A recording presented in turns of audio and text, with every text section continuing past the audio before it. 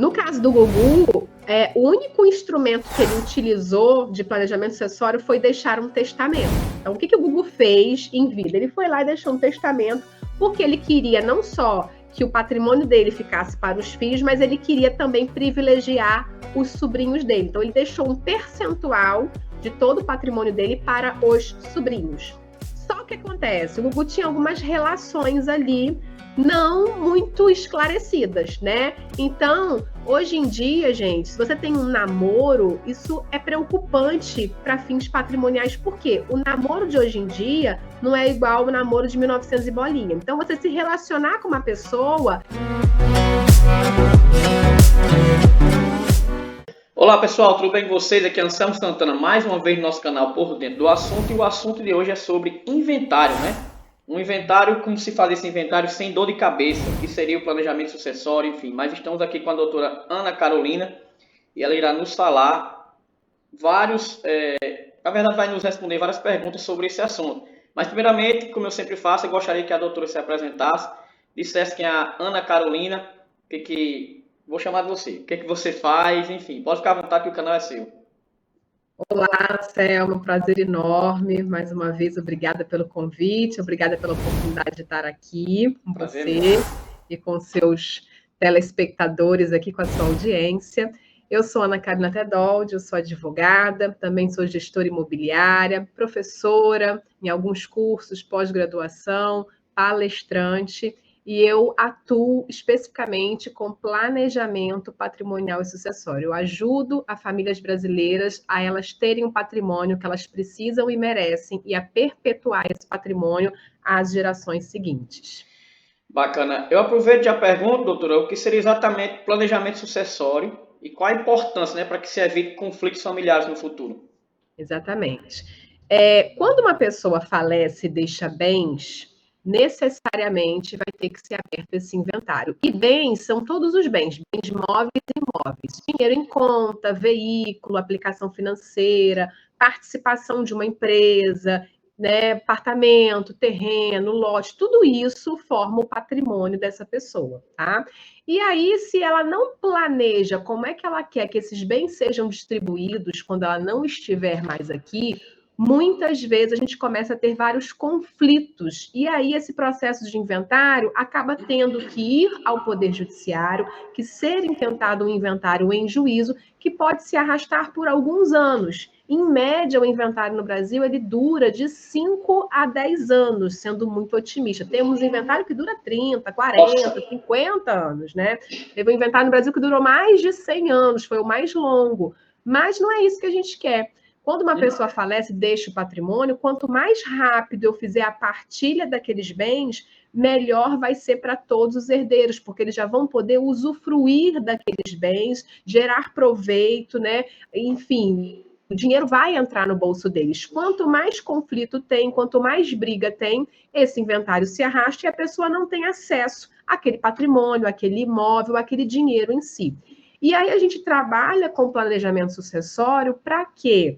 Para que esse momento de passagem, esse momento que eu falo assim, que a pessoa é promovida ao plano superior, né? Porque a gente fala de algo que é um tabu para o brasileiro, falar de morte, de falecimento. Muitas pessoas não querem tocar nesse assunto porque acham que vão atrair isso para si. Se eu ficar falando da minha morte, dos meus bens, como é que eu quero que seja, parece que eu estou antecipando ela. Quando na realidade não. A única certeza que todos nós temos é que um dia não estaremos mais aqui. Quando isso vai acontecer, a gente procura sempre postergar o máximo possível, para que isso aconteça daqui a muitos bons anos, que você consiga usufruir, desfrutar da vida da melhor maneira possível. E aí o planejamento sucessório ele vem justamente para ajudar a pessoa a organizar o patrimônio dela, porque se não tiver organizado, até para esse inventário acontecer e essa partilha de bens se dar aos herdeiros, vai ficar dificultado, vai demorar ainda mais. Então, a gente ajuda o brasileiro a organizar corretamente o seu patrimônio e também já planejar essa passagem. Essa passagem de bastão, essa passagem de patrimônio, ela pode se dar em vida, por exemplo, através de doação, que a gente faz com reserva ou sem reserva de usufruto. Muitas vezes a gente consegue, né, constituir uma holding, que a gente chama uma holding familiar, a constituição de uma empresa, no qual eu vou alocar os meus bens ali dentro e já fazer a passagem das cotas ou das ações dessa empresa já para os meus filhos, já deixar tudo organizado, quem fica com o quê, quem vai ter qual percentual, porém eu continuo no controle, eu continuo na gestão. Então a gente procura, por meios jurídicos, já fazer essa passagem em vida de maneira mais amena, mais barata, mais econômica, para evitar conflitos futuros, ou então a gente faz uma estratégia, a gente desenha como é que eu quero que esse patrimônio seja distribuído, seja partilhado no dia que eu não estiver mais aqui. Por exemplo, através de um testamento. Se eu deixar um testamento, enquanto eu vivo for, ele não tem validade nenhuma. Agora, no dia que eu falecer, com a certidão de óbito, aí sim, esse testamento vai ser aberto, registrado e cumprido. Aquela vontade que está escrita no meu testamento, se tiver de acordo com as regras legais, porque a gente tem alguns limites, eu não posso testar livremente como eu quiser, para quem eu quiser. Tem alguns limites ali. Se o meu testamento tiver de acordo com o que a lei prevê, daí o inventário ele vai acontecer, porém ele vai acontecer conforme a vontade que eu deixei ali registrada naquele testamento. É isso que o planejamento sucessório faz, né? Amenizar esse momento que é tão difícil para os familiares, para quem fica, para que essa passagem de patrimônio se dê da maneira mais amena, com menos briga, menos conflito possível. Agora, doutora, quais são os documentos necessários, né, essenciais para se iniciar esse processo? Então, a gente, né, faz uma análise da documentação, que é o que? Se o cliente tem imóveis, por exemplo, eu vou ter que analisar a certidão de ônus reais, o IPTU daquele imóvel, a escritura. Eu adquiri esse imóvel como? Eu comprei o imóvel, tem uma escritura de compra e venda? Não, eu recebi de doação, tem uma escritura de doação? Não, recebi de herança porque o meu pai faleceu, a gente fez um inventário, eu recebi esse imóvel. A certidão, a escritura pública de inventário, então a gente vai analisar os documentos referentes àquele imóvel para saber se ele está legalizado, se está tudo ok, e aí sim, depois traçar a melhor estratégia. Olha, no seu caso, né, é mais vantagem econômica, financeira e até para efeitos práticos você doar diretamente esse imóvel para o seu filho ou para os seus filhos e reservar o usufruto para você. Por que eu reservo o usufruto? Porque aí eu garanto que eu vou poder morar no imóvel, emprestar o imóvel, ter a posse do imóvel, alugar o imóvel e o aluguel ser revertido para mim enquanto eu vivo for. Ou, em outros casos, às vezes é uma família que tem 10, 15, 20 imóveis e que aluga esses imóveis, inclusive, gera renda para eles, né? Então, muitas vezes vai ser mais vantagem eu constituir uma holding familiar, colocar esses imóveis desse patriarca, dessa matriarca dentro dessa holding e depois fazer a passagem das cotas da holding para os filhos, por exemplo. E aí eu vou ter uma economia em vida, porque se eu alugo imóveis na pessoa física, eu tenho que recolher imposto de renda, que hoje no Brasil vai até 27,5%. Então, toda a renda locatícia que eu recebo, eu posso vir a ter que recolher até 27,5%. Eu tenho que olhar lá na minha declaração de imposto de renda qual é a minha alíquota efetiva, que está lá embaixo da declaração, tá? Agora, se eu alugo imóveis na pessoa jurídica, a tributação é um pouco diferente. Essa pessoa jurídica, lá no lucro presumido, por exemplo, ela vai recolher somados todos os impostos da pessoa jurídica entre 11,33 até 14,53. Então, eu saí de 27,5 ou quase 27,5 na física, né, e diminuí a tributação para 11,33 na jurídica. Então, eu gerei economia para aquela família pelo simples fato deles começarem a alugar os imóveis em nome dessa pessoa física que a gente chama comumente no mercado de holding familiar, holding patrimonial, holding imobiliária, tá? Então, a gente faz uma análise desses documentos, análise do imposto de renda da pessoa para saber quais são os bens que ele tem e que ele declara, uma análise documental, por exemplo, da ônus reais dos imóveis, do IPTU, das escrituras de compra e venda, de doação, de inventário, né? As contas bancárias, como é que estão, quais são os investimentos. A pessoa é sócia de empresas, né? Eu tenho várias empresas, eu tenho uma empresa só. A gente vai precisar analisar o contrato social, o balanço patrimonial dessa empresa, ver como é que está a saúde financeira dessa empresa. Então, a gente faz toda uma análise desses documentos relativos ao patrimônio da pessoa para poder, juntamente com o cliente, mostrar as diversas possibilidades que ele tem para planejar essa passagem de patrimônio para que seja feita em vida ou pós-mortem, e aí, depois de mostrar todas as possibilidades, o custo de cada uma dessas possibilidades, o cliente, então, vai escolher, né, vai opinar, vai optar por aquela opção que seja mais vantajosa para ele, tanto em termos financeiros quanto por questões familiares, tá? Agora, doutora, qual o papel do inventário no processo de sucessão e quando ele se torna necessário?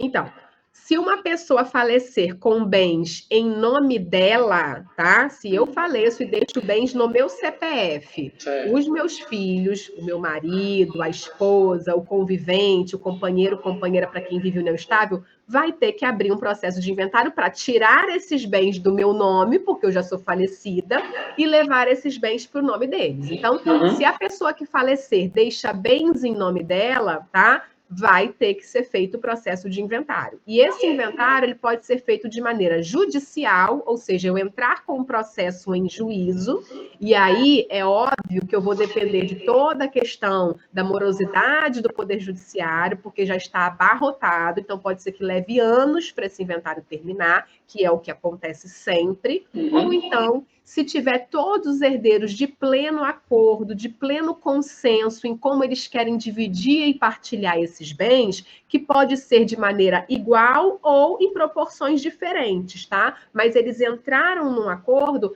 aí eu posso fazer esse inventário extrajudicialmente em cartório de notas, que é infinitamente mais rápido, menos burocrático. Aqui no escritório a gente leva, em média, se tiver toda a documentação ok, 15, no máximo 30 dias para a gente finalizar esse inventário extrajudicial. Mas, para isso, os herdeiros têm que estar de pleno acordo. E aí a importância de, se o falecido deixou o patrimônio organizado, eu consigo fazer esse inventário mais rápido. Agora, se o patrimônio está desorganizado, se os herdeiros não sabem o que existia em nome daquele falecido, por óbvio, esse inventário vai demorar um pouquinho mais. Por isso, a importância de você planejar o seu patrimônio, organizar muito bem o seu patrimônio, para que a geração seguinte não tenha tanta dificuldade assim para realizar essa partilha através desse inventário.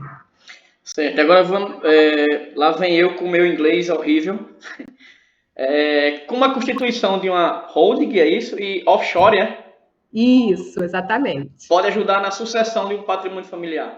Então, uma holding nada mais é do que uma empresa patrimonial, tá? Que eu vou criar aqui no Brasil para alocar os bens daquela família. Então, eu posso ter dois cenários. Uma família que já é empresária, ou seja, a pessoa já tem várias empresas, ou uma, duas empresas em nome dela. E aí eu crio uma holding, que é uma outra empresa, que vai controlar essas empresas aqui embaixo. Por exemplo, meu cliente tem 10 farmácias. Cada farmácia é uma empresa diferente, é um CNPJ diferente.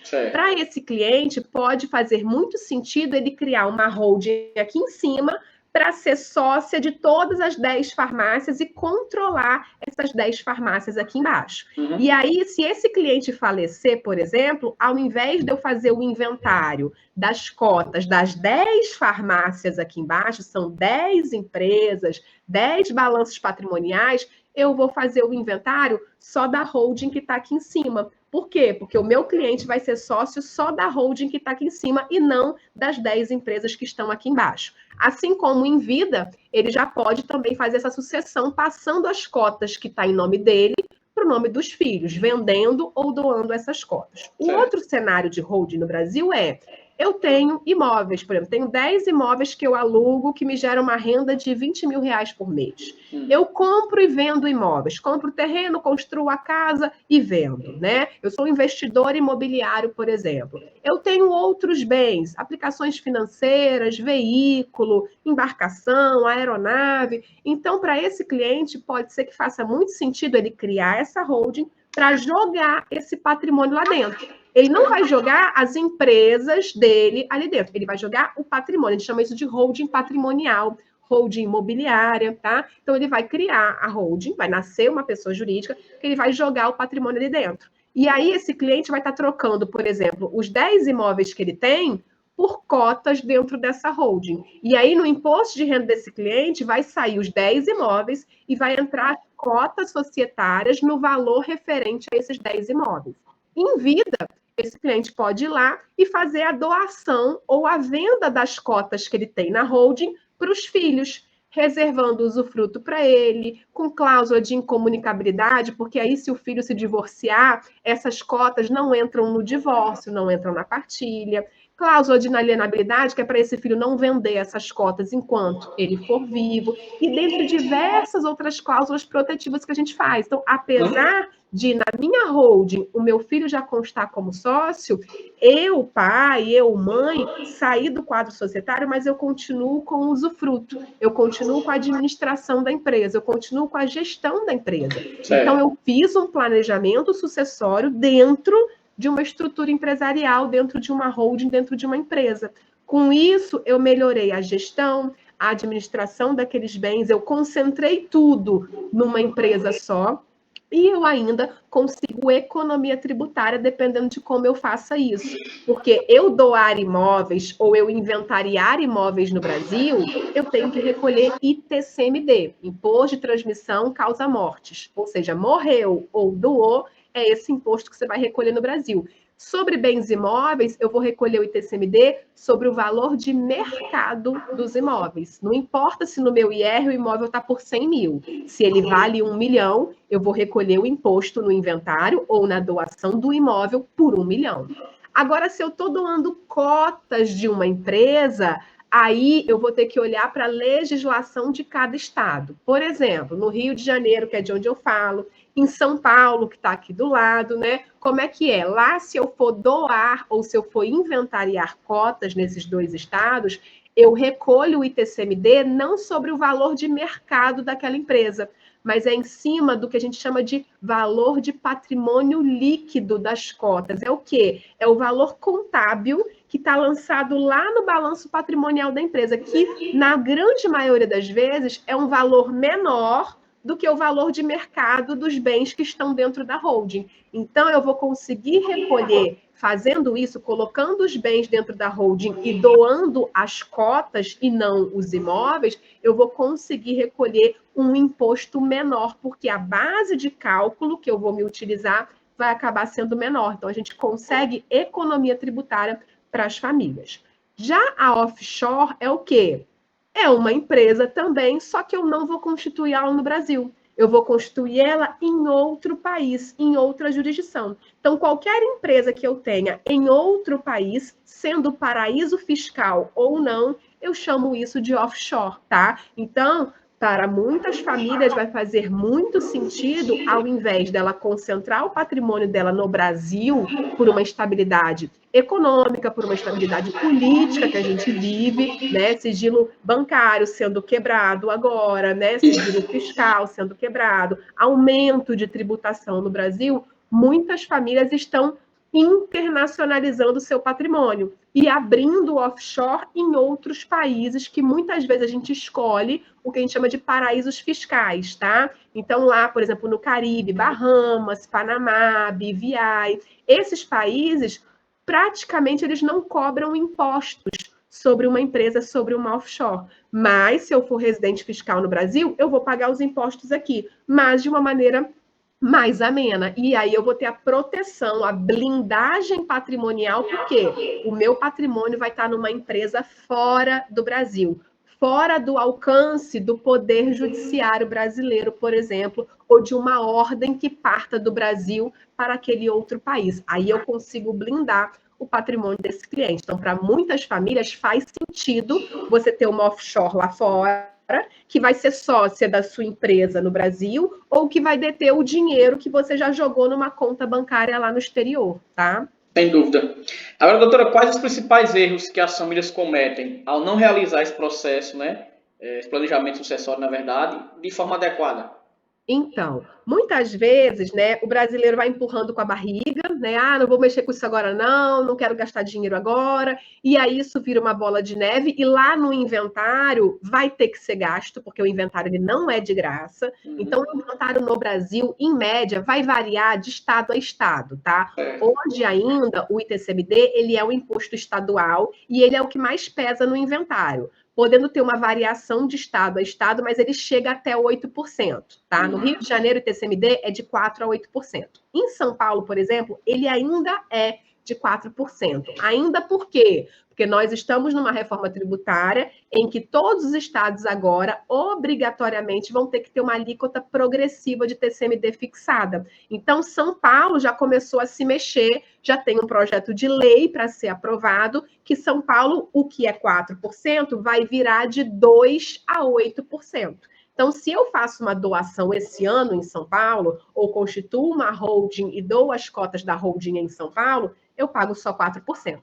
Se eu deixar para fazer isso ano que vem, provavelmente eu vou estar pagando algo em torno de 8%, vai ter lá a progressividade de acordo com o patrimônio que eu estou transmitindo, mas eu posso chegar até 8%, ou seja, basicamente é o dobro. Então, um erro é deixar para fazer amanhã, deixar para ver isso ano que vem, mês que vem, só que a realidade que nós estamos vivendo é de um país da arrecadação. Então, a tributação, ela está aumentando e ela vai aumentar ainda mais. Então, se eu faço a minha sucessão hoje, se eu faço a minha doação hoje, constituo a minha holding hoje, eu garanto a tributação atual. Então, São Paulo, Minas Gerais, Espírito Santo, Amazonas, são 10 estados ao todo no Brasil que estão aumentando o ITCMD, tá? Então, hoje a gente tem uma realidade que, se fizer hoje, eu garanto o tributo de hoje. 2% no Amazonas, 4% no Espírito Santo, 5% em Minas Gerais.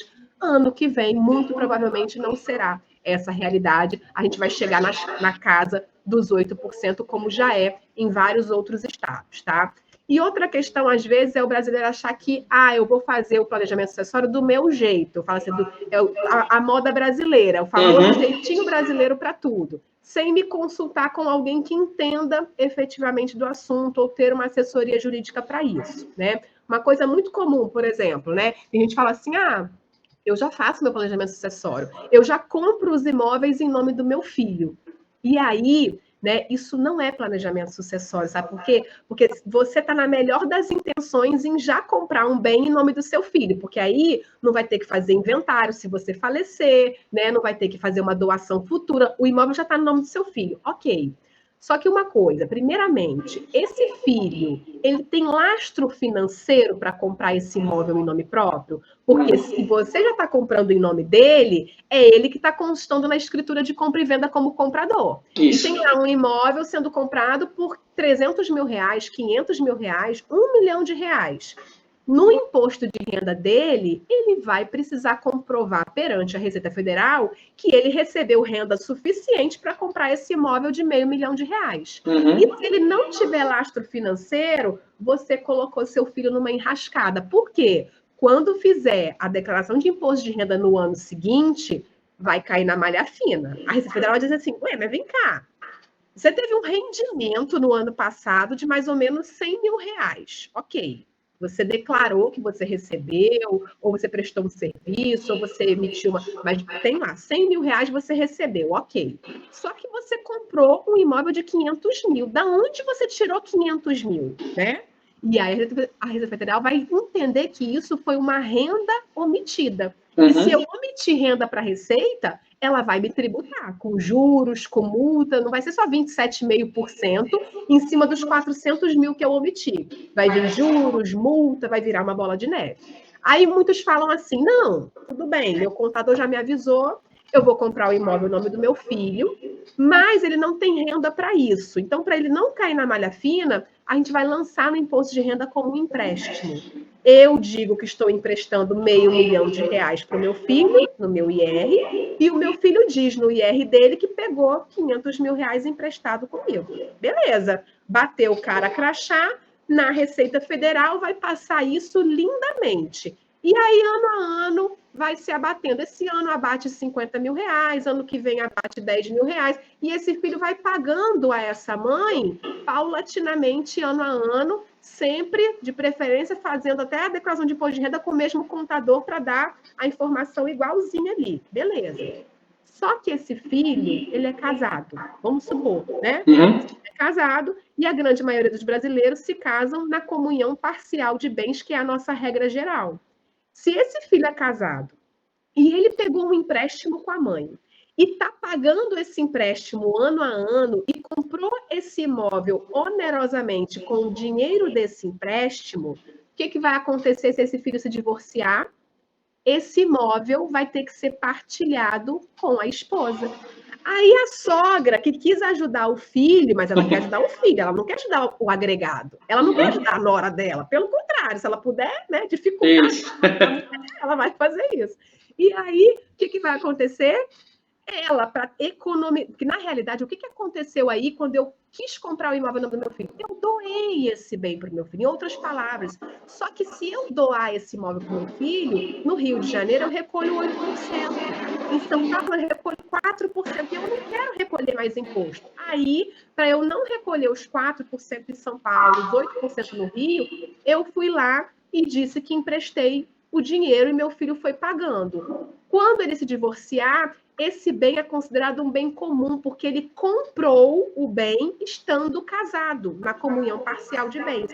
E aí, esse imóvel que ele comprou estando casado, vai ter que ser partilhado meio a meio. Aí a sogra, para economizar 8% de imposto de doação, perdeu 50% do bem para a nora. Então, é isso que eu falo, que é o famoso jeitinho brasileiro de fazer os seus próprios planejamentos sucessórios dentro da família, né? Ah, emprestei dinheiro para fulano, transferi 50 mil para a conta do meu filho e não declarei como doação. Isso tudo pode gerar efeitos fiscais, porque pode vir uma malha fina, verificar que aquilo ali está errado e te cobrar imposto sobre isso, ou dependendo da tua relação conjugal que você tenha, pode gerar, por exemplo, né, meações, partilhas em divórcios futuros de algo que, se tivesse sido feito da maneira correta, não seria partilhado. Se essa mãe tivesse doado o dinheiro ou doado o imóvel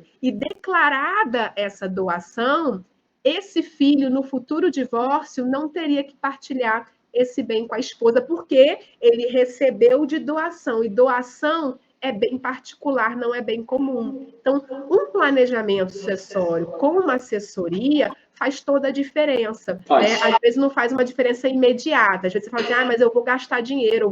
Na realidade, você está investindo um valor que não é muito alto. Para quê? Para depois, daqui a 5 anos, 10 anos, você não ter dor de cabeça com outras questões.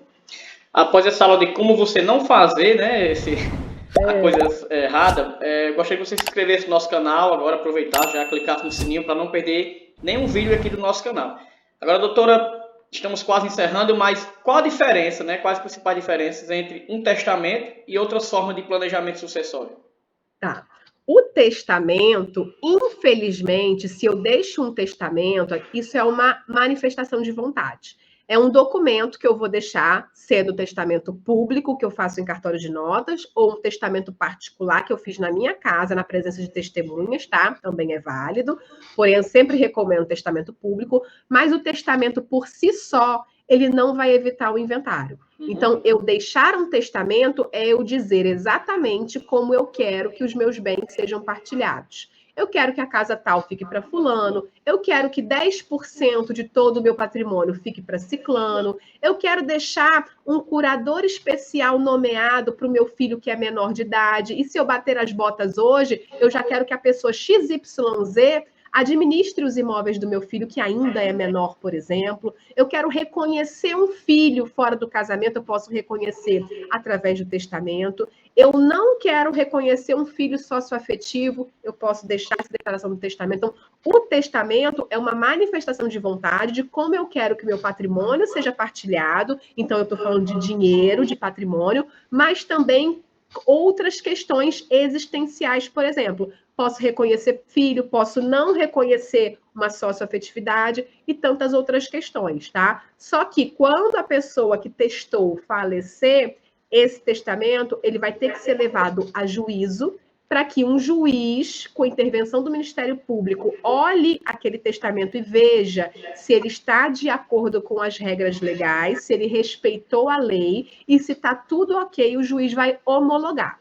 Aí o juiz homologou o testamento, o que o juiz está dizendo? Olha, esse testamento está de acordo com a nossa norma legal. Agora, você pode prosseguir com o seu inventário. E aí os herdeiros vão fazer um inventário, tá? De acordo com a vontade que está no testamento. Então, o testamento não vai evitar o inventário. O inventário vai ter que acontecer, só que conforme a vontade que está lá naquele testamento, se ele tiver válido, se tiver tudo ok. Agora, se eu fizer uma doação em vida, se eu constituir uma holding, uma offshore e já transferir essa minha participação societária para os meus filhos e eu vir a falecer posteriormente, eu não estou falecendo mais com as cotas no meu nome. Eu doei o imóvel já não está mais no meu nome, eu só tenho usufruto. Se o bem já não está mais no meu nome, porque eu já doei, já transferi, já vendi em vida, o que acontece? Eu não faço o inventário do bem. Eu só vou inventariar aquilo que está no meu nome na data do óbito. Então, quando a gente faz se utiliza de alguns instrumentos para realizar planejamento sucessório, é para justamente evitar que aqueles bens vão ter que ser partilhados no inventário futuro, porque em vida eu já fiz essa partilha. E aí, muitas vezes, a gente vai conseguir uma economia em relação aos custos. Se eu comparar o inventário hoje, ele custa, em média, ele leva, em média, de 10% a 20% do patrimônio do brasileiro. Então, para eu passar um bem, né, em nome do pai para o nome do filho, pela morte, pelo inventário, se o pai deixou R$1 milhão, não vai chegar R$1 milhão na mão do filho. Talvez chegue 900 mil, talvez chegue 800 mil, vai chegar de 10% a 20% a menos, porque é o custo do inventário envolvido. Agora, se em vida eu faço uma doação, se em vida eu faço uma hold, uma offshore, eu consigo diminuir essa perda. Aí eu não vou estar falando mais de 10%, 20% do patrimônio. Talvez eu esteja falando algo em torno de 5%, 6% do patrimônio. Eu consigo reduzir o custo dessa sucessão, além, né, de que o principal benefício é reduzir conflito. Né? Eu já deixo tudo já alinhado, tudo dividido, tudo partilhado, né? A minha vontade ali já satisfeita em vida. Então, futuramente, se eu vier a falecer, aqueles bens que eu já partilhei não vai precisar ir a inventário, não vai precisar gerar uma briga para quem vai ficar com aquele bem, como é que ele vai ser partilhado, como é que ele vai ser dividido. Falar em briga, né? Um dos casos mais recentes agora, que saiu em todas as mídias, né? É do apresentador Gugu Liberato. Como funciona o processo para garantir que herdeiros e familiares não entrem em disputas assim, prolongadas, né?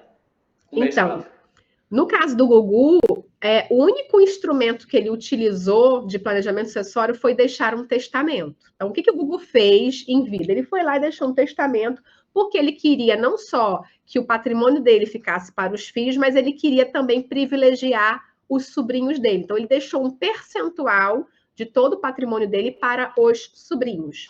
Só que acontece, o Gugu tinha algumas relações ali não muito esclarecidas, né? Então, hoje em dia, gente, se você tem um namoro, isso é preocupante para fins patrimoniais, porque o namoro de hoje em dia não é igual ao namoro de 1900 e bolinha. Então, você se relacionar com uma pessoa, né, requer um certo cuidado. Por quê? Porque se eu faleço namorando alguém, esse alguém que ficou vivo pode ir lá e entrar com uma ação pedindo o reconhecimento de uma união estável. Para eu ter uma união estável configurada, eu não preciso de nenhum papel, de nenhum documento, de nenhum contrato. Mas se eu tiver, é muito melhor, porque vai estar escrito. Se eu não tiver papel nenhum sobre a minha relação, eu entro em juízo e tento comprovar que aquela convivência era pública, contínua, duradoura e que tinha intenção de constituição de família. E foi o que a mãe dos filhos do Gugu entrou com essa ação, assim como um rapaz que alegava ter uma relação homoafetiva com o Gugu também entrou com a mesma ação. Então, a gente, em paralelo ao inventário, tinham duas ações pedindo o reconhecimento da união estável tramitando. Né? Segundo as últimas informações, a mãe dos filhos do Gugu desistiu da ação de reconhecimento de união estável, então ela saiu de cena provavelmente ela fez algum acordo lá com os filhos e os sobrinhos, e agora continua tramitando a ação do outro rapaz que tenta ver reconhecida a união estável, além de que apareceu um filho aí, segundo ele, um filho biológico, fora de qualquer relação, do Gugu Liberato, que também está tentando ver reconhecida essa paternidade em relação ao Gugu. Se for reconhecido que ele realmente é filho do Gugu, aí os outros filhos vão ter que dividir a herança com ele também, porque ele é filho para todos os filhos, ele tem direito a uma parte daquela herança ali. Então, é justamente essas questões mal resolvidas. Se o Gugu tivesse feito, por exemplo, um contrato de namoro com esse rapaz, pronto. Um contrato de namoro já eliminaria qualquer questão que ele quisesse discutir em juízo para tentar ver reconhecida a união estável. Da mesma maneira, se o Gugu tivesse feito um contrato com a mãe dos filhos dele, de que a relação dele era só, exclusivamente para procriação, que ele não tinha intenção nenhuma de ter união estável com ela, também eliminaria mais uma ação. Então, são esses cuidados que o brasileiro ele acaba tendo que ter para evitar problemas futuros. Já o Silvio Santos, por exemplo, ele fez planejamento sucessório.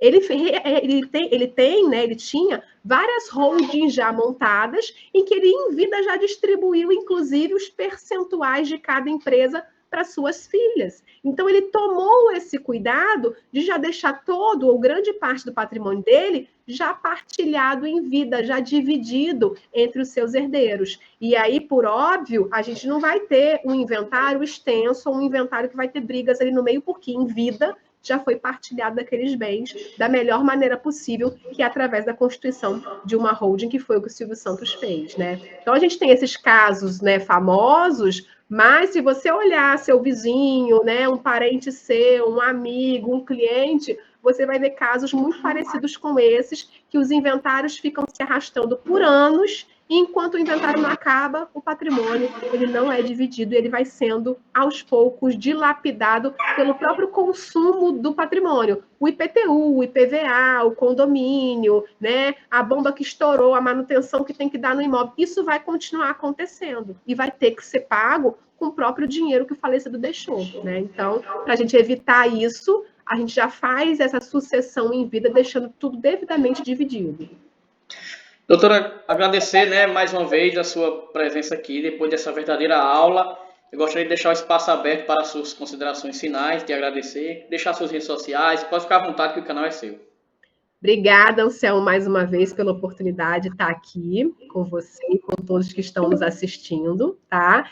E vou deixar aqui meus contatos, tá? Meu site é anacarinatedolde.com.br. Estou em todas as redes sociais, no Instagram, no YouTube, LinkedIn. É só você digitar Ana Carolina Tedolde, que todos vão me achar facilmente. Diariamente no Instagram, eu estou sempre postando notícias, vídeos relacionados a essa temática de planejamento patrimonial e sucessório. E a mensagem final que eu quero deixar para todos que estão ouvindo é: planejar a sucessão, fazer planejamento sucessório é um ato de amor para quem você ama. Então, eu vou deixar que os meus filhos se lasquem, vou deixar que eles resolvam isso depois, não vou ver isso agora, não quero gastar dinheiro agora. Bom, se você realmente ama os seus próximos e se você não quer deixar um valor excessivo para o governo, faça, então, um planejamento sucessório que você vai garantir que maior patrimônio chegue nas mãos do seu filho, da sua esposa, do seu marido, quem vai ficar aqui na sua ausência. Falar de morte, falar de falecimento é um tabu ainda, mas a gente precisa normalizar isso, porque no momento que isso acontecer, vai ficar mais fácil, vai ficar mais leve para quem ficar aqui.